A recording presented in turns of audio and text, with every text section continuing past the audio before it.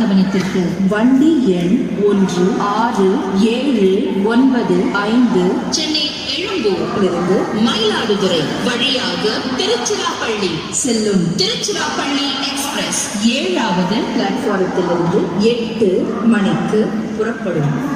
यात्रीगण कृपया ध्यान दीजिए, गाड़ी नंबर 1, 6, 7, 9, 5 चेन्नई एलुम्बूर से मयिलादुथुरै मार्ग से तिरुचिरापल्ली जाने वाली तिरुचिरापल्ली एक्सप्रेस 8 बजे प्लेटफॉर्म नंबर 7 से रवाना होगी. Your kind attention please. Train number 1679 Tiruchirappalli Express bound for Tiruchirappalli from Chennai Egmore via Mayiladurai is scheduled to depart from platform number 7 at 8.